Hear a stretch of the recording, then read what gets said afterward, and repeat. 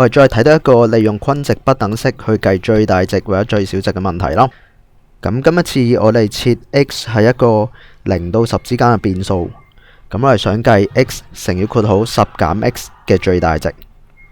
咁我哋首先複習一下個均值不等式啦，就係話如果 a、b 係兩個正數，咁我哋就會知道 a、b 相加除以2就會大於等於根號 a、b。咁樣今次呢，我哋見到我哋想計嘅呢個式子啦，係兩個式子相乘啦。咁所以我哋就希望將呢個不等式稍微轉一轉個方向，咁你就可以變成根號 a、b 其實係小於或者等於2/2 a 加 b。咁又或者再將個根號移埋過右邊啦，咁就會有 a、b 小於等於2/2 a 加 b 嘅平方咯。咁所以呢一題嘅做法就好似以下咁啦。首先我哋都係寫翻已知條件啦，就係 x 係喺0到10之間咯。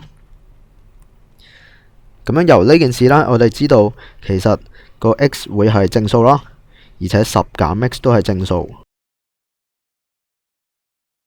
咁於是我哋就可以利用呢個均值不等式啦。咁就係話x 乘以10減 x 啦，就會小於等於2/2 a 就係 x 啦，跟住 b 就係10減 x 咯，跟住括號平方，咁呢度計出嚟就係25啦。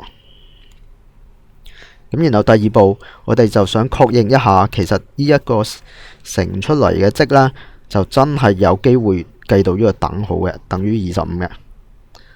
咁幾時會攞到呢個等號呢？就係話 a、b 相等啦。a、b 相等即係個 x 同埋10減 x 係相等。